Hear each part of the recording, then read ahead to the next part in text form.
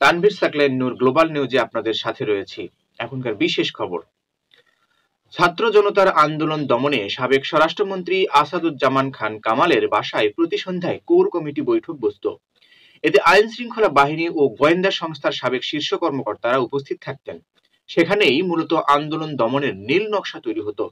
এদিকে এক পর্যায়ে সাবেক প্রধানমন্ত্রী শেখ হাসিনা মনে করেছিলেন ভারী অস্ত্রের ব্যবহার হলে সাধারণ আন্দোলনকারীরা ভয়ে ঘরে ফিরে যাবেন, কিন্তু তার সেই চেষ্টাও পরে ব্যর্থ প্রমাণিত হয়েছে। বরং 16 জুলাই রংপুরে আবু সাইদ নিহত হলে আন্দোলন আরো জোরে ওঠে এবং সারা দেশ আন্দোলনে ফুঁসে ওঠে। বুধবার জাতিসংঘের মানবাধিকার বিষয়ক হাই কমিশনারের তথ্যানুসন্ধান প্রতিবেদনে এসব তথ্য উঠে এসেছে। প্রতিবেদনে বলা হয়েছে, বিক্ষোভ দমনে সাবেক স্বরাষ্ট্রমন্ত্রী কোর কমিটি নামে একটি বিশেষ কমিটির সঙ্গে নিয়মিত বৈঠক করতেন। সন্ধ্যায় তার বাসভবনে এই বৈঠক হতো।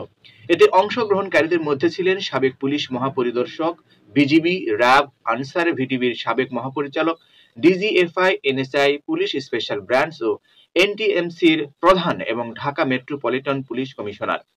এছাড়া 20 জুলাই থেকে সাবেক সেনাবাহিনীর একজন সিনিয়র জেনারেলও অংশ নেন এই বৈঠকে। পাশাপাশি শেখ হাসিনা এবং তার দপ্তরের বেশ কয়েকজন সিনিয়র কর্মকর্তা নিয়মিতভাবে ঊর্ধ্বতন নিরাপত্তা কর্মকর্তাদের সঙ্গে আন্দোলন দমনের যোগাযোগ রাখতেন।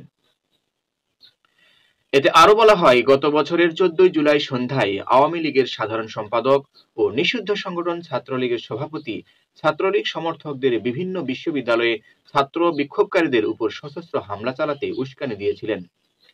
এ বিষয়ে একজন সাবেক ঊর্ধ্বতন কর্মকর্তা এএইচসিএইচআরকে বলেন, সাধারণ সম্পাদকের আহ্বানের ভিত্তিতে ছাত্রলীগ বিক্ষোভকারীদের মুখোমুখি হয়েছিলেন, কিন্তু যা ঘটেছিল তা অপ্রত্যাশিত ছিল। ছাত্ররা সেটা প্রতিহত করে। আরেক সাবেক ঊর্ধ্বতন কর্মকর্তার মতে, তৎকালীন প্রধানমন্ত্রী মনে করেছিলেন যদি তারা তাদের ভারী ইউনিট মোতায়েন করে তবে কেবল লড়াকুড়াই রাস্তায় থাকবে, অন্যরা বাড়ি ফিরে যাবে। ফলে ক্রমবর্ধমান বিক্ষোভ দমনে পুলিশ এক পর্যায়ে প্রাণঘাতী ধাতব গুলি ভর্তি শটগান ব্যবহার করে। পাশাপাশি আওয়ামী সমর্থকরাও এই সশস্ত্র অস্ত্র দিয়ে আক্রমণ শুরু করে। এতে শুধু 16 জুলাই আবু সাইদ সহ কমপক্ষে 6 জন নিহত হন। এদিকে বৈষম্য বিরোধী ছাত্র আন্দোলন কমপ্লিট শাটডাউনের ডাক দিলে সাবেক প্রধানমন্ত্রী, আইনমন্ত্রী, শিক্ষামন্ত্রী ও তথ্য প্রতিমন্ত্রীকে ছাত্রদের সঙ্গে আলোচনা করতে দায়িত্ব দেন।